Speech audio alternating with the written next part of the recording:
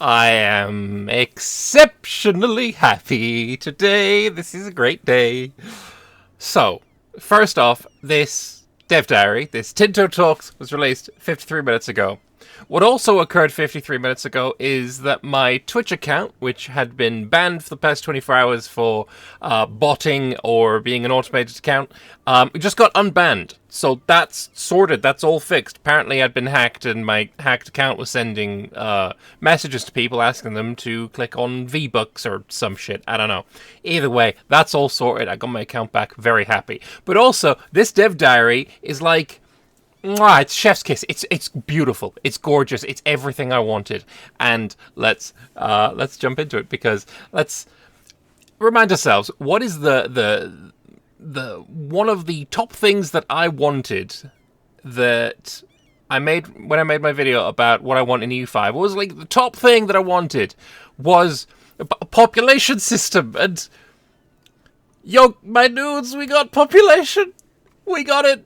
It's done, and I'm sorry, but you're calling this, in the previous dev diary, the very end of it, they said that the next dev diary would be something controversial.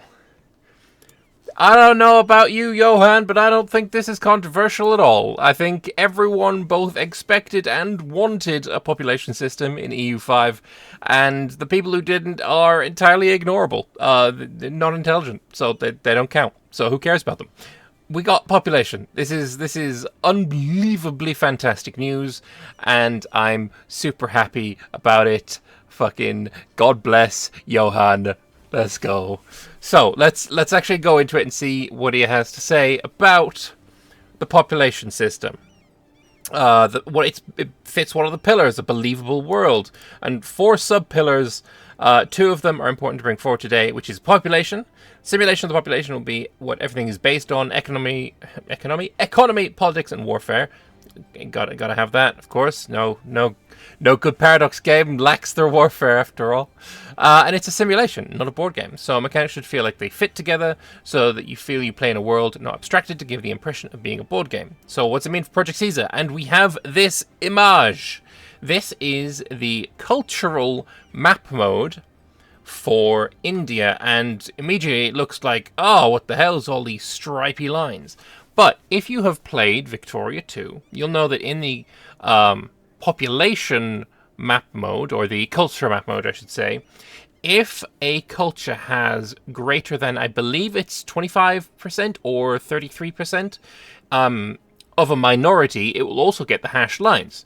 So let's say right here, we have Maratha as the primary culture, but then Telugu would either comprise of over 25 or 33%. I can't remember exactly which percentage it is, but that amount of this province would be Telugu, so it gets a hash line. And when it comes to India, culture there is kind of, I'm not going to say messed up, but it's kind of messed up. It's a higgledy-piggledy, jangly-bangly. It's a bit of a mess. Like, there's other than Indonesia, I think India's like one of the top countries for having like a ton of native languages. This is not a bad thing. I'm not saying it's a bad thing. Messed up is not meaning it's a bad thing. Just got to clarify right there. You got a lot of stuff going on there. So yeah, lots of like subcultures. Gujarati over here, Bengali and Maguhi. I don't know these at all, but they're kind of spreading around there, and it is very much a case of cultural spreading, cultural minorities in various areas, and that's something I really like. That is something I really, really like. There is also, to point out on this image, this little island here, which does not exist in real life right now, nor does it exist in EU4. So that could be somewhat of a clue. And I did look into this. I looked it up. And it turns out that EU4 was just wrong. It just turns out EU4 was just wrong, and it should have been an island the whole time. What happened was there was an earthquake in the 1800s that diverted a river and dried up all of the water here like, and made it into just like a solid part of the country. But that happened in the 1800s, so EU4 should have this map as well. So yeah, I thought I found a clue, but I didn't actually find a clue. Well, it is what it is. However, I did in fact find a different clue. And forgive the awful paint drawing, but this is my clue. Underneath the culture map, you can see there's a lot of black lines, and generally, in EU4, that means nation borders. And now, what would all of this kind of symbolize? What would it all mean? What kind of country has this border? And just to compare again, this is what we're looking at here. And you can see there's no lines that are kind of like splitting this country up. So I feel like I've somewhat accurately drawn lines around an country. And we can also expect that, you know, the ones in the middle here, these little exclaves or whatever, they might be, you know, more autonomous vassals of the larger country. And really, there is only one thing that this can be. Here we have the Delhi Sultanate. This video made by Oli Bai about 5 years ago. It's the history of India throughout the centuries, time-lapse, whatever. Alright, I have this here at 1328. Obviously, these are not the same borders. But I'm going to play it on, and we're going to stop it when we can see roughly this kind of shape, you know, being pushed out of Bengal, pushed out of the south. We're gonna be looking for this kind of border, and we'll see when roughly that appears. I mean, they get pushed out of the Bahmani Sultanate in what year? 1347, they get pushed out of the Bahmani Sultanate. I don't know about you, but that kind of looks pretty similar to me. Alright, I feel like they're still within the Bahmani Sultanate. So if we go back just a bit, I feel like this is kind of like where we're at. I think it's after 1340, because I don't believe the Bengali Sultanate is really a part here, right? I feel like this has been split away. But I do believe it is before... Sorry, it's before Bahmanis splits away. I think we're looking at a start date between the years of 1341 and 1347. That's my prediction based on this map. 1341 to 1347. I'm just saying, it makes sense. It makes sense based on the map. Just based on the map. But there is more evidence. There is more evidence. Let's go back over here and let's scroll up to this image here. Let's open it out into its own window. This is, again, look, this is the map. This is the country. And there's 41 million people living here. And that's all interesting and stuff, but it's very difficult with India to get, like, population readings that are of this time that are, like, something that I can work with, right? Because all of this, were they vassal states? Were they integrated parts of the whole? I don't know. It's really hard to tell. But you know what isn't hard to tell? What country really worked well on taking census data and such? Let's zoom in a little bit. Let's zoom in a bit, and we'll have a scan over here. Nope, that's too far. We'll go down here, and we see here on, I can't remember what this island is called. There's 88.5 million people, and let's just assume that this is also just a unified part of China, because I think during this period it always was, right? Let's go and have a look at the history of the Chinese population and look for what goes close to 88.566 million. Population history of China. We're looking for 88.56 million. Where do we find 88.56 million? Well, we see 87 million in 1351.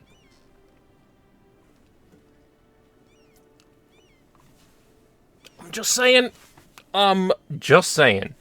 Because, I mean, census population is there. I mean, obviously there's the modern estimates, and, you know, maybe they're going with the modern estimates, maybe they're not. But, I mean, if they were going with the modern estimates, then, you know, between 1400 and 1500 is also like a possibility. But we're gonna ignore this purely for my narrative that we're starting in the 1340s. That's my prediction, and I'm sticking with it, and I hope I'm right, because that would be really cool. But yeah, based on these two factors, I think we're starting between the dates 1341 and 1347. That's my prediction, and I'm happy with that, because I just think that's a really cool date. That's a really cool start date for the world, right? And if we go to an Emperor Tiger Stab video here, looking at the history of Europe, this is generally what we'd be looking at. And it's honestly not too dissimilar to the current setup in 1444, right? Obviously, there's differences in Holy Roman Empire, there's differences in France, but for the most part, the biggest differences that you see are, instead of Muscovy that's ready to just pop off, we see a pretty strong Golden Horde still around, still existing, and having a lot of their, Horde vassals, Muscovy being one of them. And we see the Eastern Roman Empire as still pretty stable, and, well, not stable, they've lost all of Anatolia, but they're there with the full crossing, right? They have the Hellespont, they have still got Gallipoli, and the Ottomans are still on the other side, right? I believe the Ottomans at this point had just been beaten by the Timurids in Tamerlane's, coalition war. There's something along those lines that it's on the tip of my tongue that I can barely remember, but that's kind of what I'm thinking here. Norway being owned by Sweden is a thing. Serbia is pretty strong in this era. This is the era of Emperor Dusan, which is a big figure for Serbians. So I think there would be a Golden Horde that's ready to collapse. There would be a more dynamic and more interesting flavor state in the Balkans and in Anatolia. Sure, we do want to see the Ottomans coming out on top more times than not, because that's historical and it would be interesting to see that happening. But if you want to play Serbia or the Eastern Roman Empire or Bulgaria or something along those lines, you've still got quite a lot of potential there and interesting gameplay, right? Instead of your early agony that you have in EU4 right now. I just think that's an interesting kind of situation, an interesting start. Ongoing wars right now in the 1343 that I paused on. Second War, Scottish Independence, 100 Years' War keeps going on, of course. Bulgarian Ottoman Wars and the Byzantine Civil War. So if we're starting in or around a Byzantine Civil War, that could be an early disaster that you have to go through to make your start less... I mean... The Eastern Roman Empire does need to have some kind of struggle, right? It's kind of a given. Starting with your country being as large as it is, I mean, it's not huge, but it's still large, without any instability at all, means it'll be a little bit too easy. But if you're starting in a civil war, maybe other parties could take an active interest in that and make your game a little bit harder. Anyway, I've barely scrolled at all through this dev diary. There is more to learn. There's more to learn. Every location that can be settled on the map can have pops, or as we often refer to them in Project Caesar, people. Most of the locations have people already from the start of the game. Today we talk about how people are represented in the game and hint at a few things that they will do to impact the game. A single unit of people in a single location can be any size from 1 to 1 billion, as long as they share the same 3 attributes: culture, religion, and social class. The unit of people will refer to as a pop. Culture, obviously we know what culture is: Catalan, Andalusi, Swedish, Telugu, Maratha, Gujarati, all of these Indian types. Religion, Catholic, Lutheran. Lutheran being a thing is interesting. Sunni, nothing new there. I looked it up. Lutheranism being a thing there isn't actually something interesting. That happened in like the 16th century, so forget that I said that. And then we have social class. Project Caesar, there is 5 social classes. We've got the nobles, the clergy, the burghers, the peasants, and the slaves. That's obviously interesting. Having nobility represented as a unit of population is interesting. I feel like these are going to be very tiny pop groups, right? There's not a whole lot of clergy when you compare it to the level of peasantry, right? But that's not a problem, right? If you have modifiers on your country, like the more clergy you have, the more the peasants are educated. I mean, that's kind of just going into Victoria 2 and what happened there. Something along those lines, right? Having a larger clergy would impact your country in X way, right? But here we have Tarragona's pop breakdown, right? So we have peasants that are Catalan, that are Catholic, and there's 48,500 of them in Catalonia alone. Sorry, in Tarragona. Burghers is 1,500. There's 990 clerics, not clergy. Interesting. And then with nobles, there's 30 of them. But then there's some Andalusi Sunnis. There's 23,000 of them. They are not very happy. Okay, this is something I like as well. Is this some kind of cultural, like, satisfaction? Because when I was thinking of culture in EU5, one of the things that I was taking inspiration from for my desire for what it would look like is I don't want to see this this non-accepted culture, click a button, get them accepted. I don't want to see that. That's kind of boring. It's kind of bad.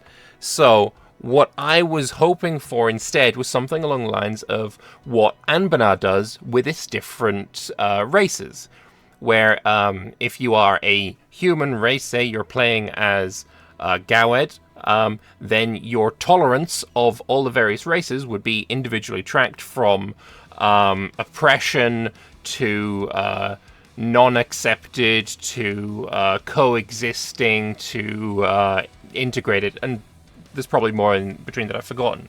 Having it be on a pie chart, I guess, or I don't know what you would call this, because it's not really a pie chart, but it's like the fuller this is, the happier there are. Having it be that kind of way, where the more full this green bar is, the more like accepted this population or this culture is, I think is actually a really good way of doing it. But this also might not just be the cultural acceptance. This could be things like, you know, there's a lot of war exhaustion, so my peasants are less happy than they should be. So even if the culture is like fully integrated and whatever. But that could work. That could certainly work. Obviously, we've got the Jewish here as well in Tarragona, and that's one of the things I really like about this kind of population system, is that it allows you to have cultural minorities in provinces. Like, let's go to Tarragona right now in EU4. Alright? Let's go to Tarragona. It's over here somewhere. Tarragona. 2 R's? Tarragona. Right, it's there. If we have a look in Tarragona, it's Catalan. It's Catholic. But there should be minorities here, right? There should be... Yeah, there should just be minorities here, alright? It should not just be 100% Catalan. And say you are playing as Castile, right? You've just annexed Granada and you're starting to send your missionary there to convert the population. When you get to 99% converted, if you cancel that, you're back at 0. And if you send him again, you're back at 0. You have to start all over again. That's just not very realistic. So it's... having it be so binary is just a flat negative.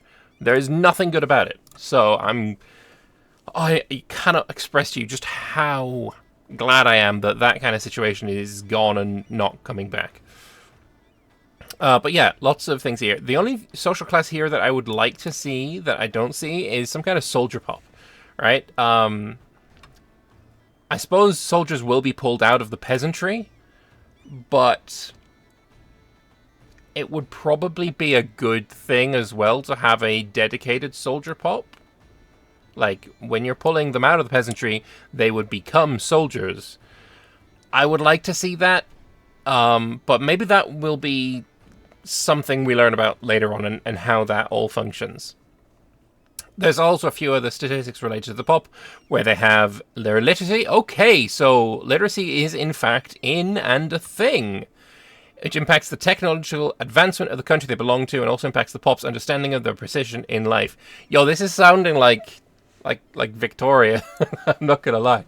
Wait a minute. We need to go and have a look at the population, or not the population, the history of India again, and see if the Mughal Empire ever had that kind of breakdown.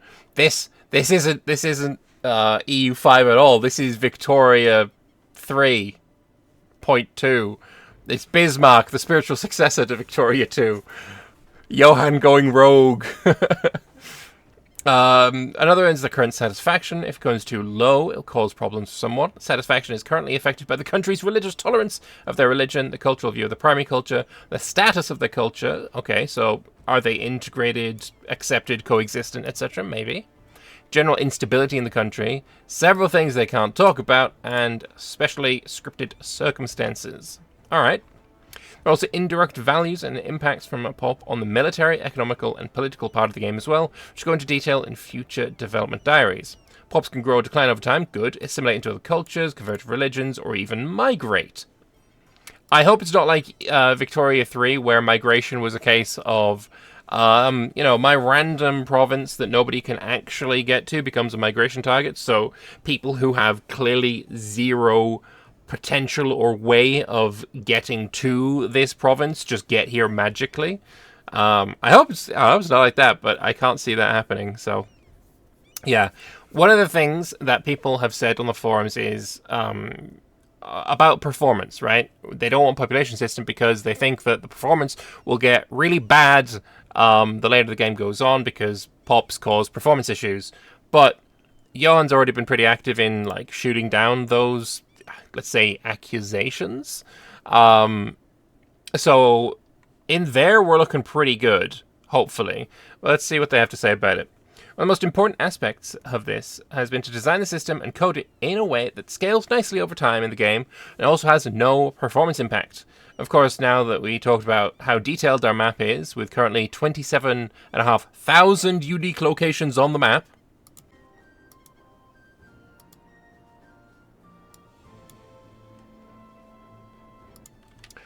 so, 14 years ago, they released a game called Victoria 2, at a tenth of the amount of locations. So, did Victoria 2 have 2.7k?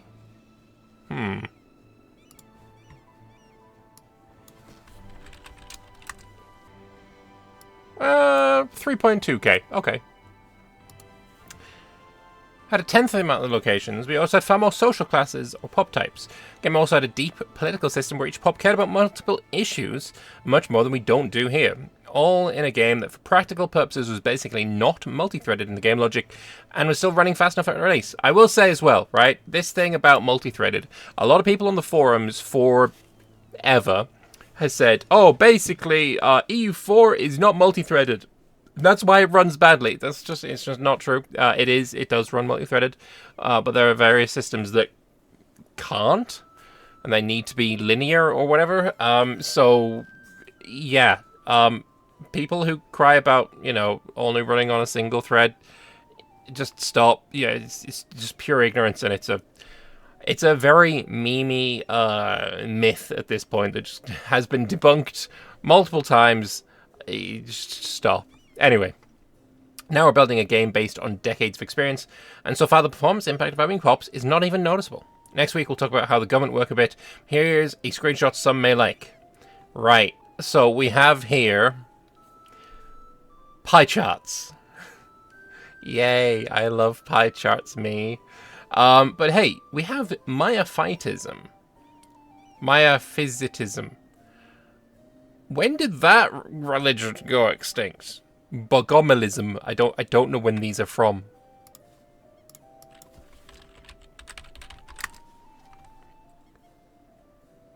When did this start? 10th century? But when did it end? I don't know. What about Miaphysitism? Yeah, physicism? Sure, close enough.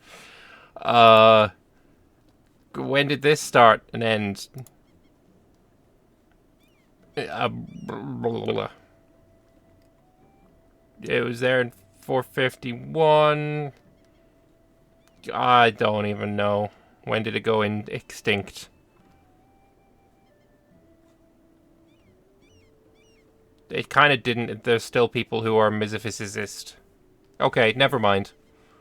That's not going to tell us anything. Either way, boom. Have some freaking love heart eyes. Whoever wrote this X is insane. But oh god. Okay, so we have so much here. So much interesting things, right? Let's have a look at this again. Zoom back out. Are there any other countries here that we can probably get a good picture of? Unfortunately, with... actually... If we go back to the history of India... And we have a look specifically at the island of Ceylon, Sri Lanka, whatever. When did that island have this kind of split in it? Where the north is controlled by an independent polity to the south. I'm curious. Because obviously we're at 1700 right now. It's not what we need. We need... There's 1400 it is. But it is also there in 1347. So it's pretty stable north-south split. Okay, so that's not going to help us. That sticks around for quite a while. I'm pretty sure this is like a Baumanis Vijayanagar kind of situation. But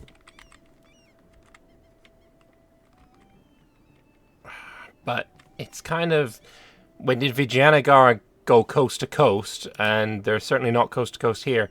Unless we're looking at a case of there's a lot of vassal situation going on. But I don't know. I feel like we're looking at closer to 1350 here than we're ever looking at 1400. I am curious as to what you guys think, though. I am honestly so unbelievably hyped for this, you can't even believe. You can't even believe it. There's one thing I want to do as well is, right here I have the culture map that we got in this dev diary, and I've layered it over EU4's culture map, just so we can sort of get a kind of comparison. And it's not perfect, right?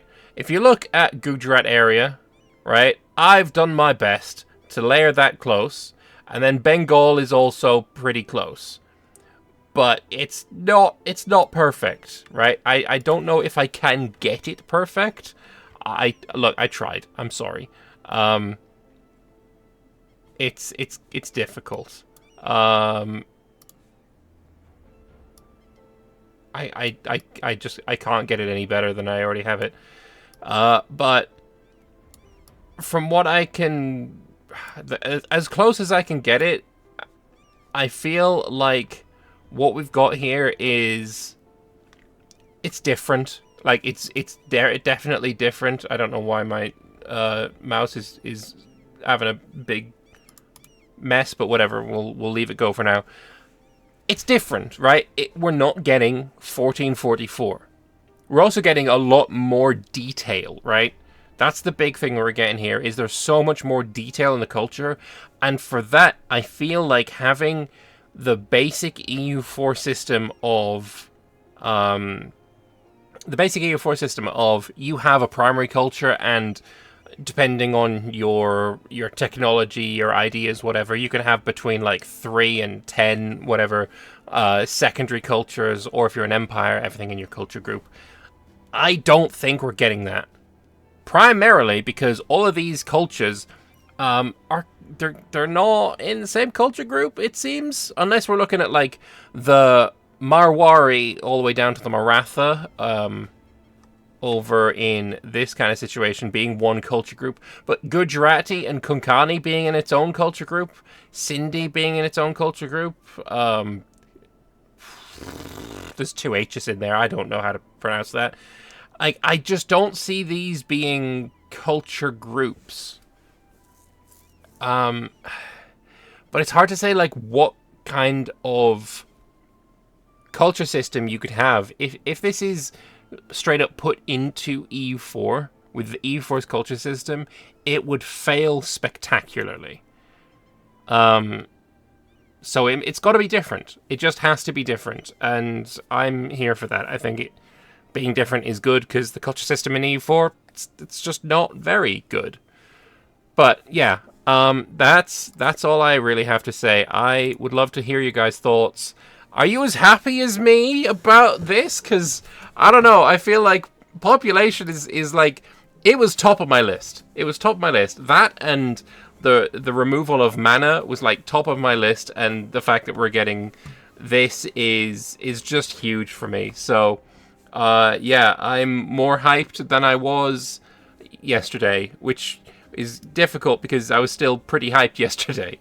But let me know what you guys think. And also, yay, I'm back on Twitch, so that's cool too.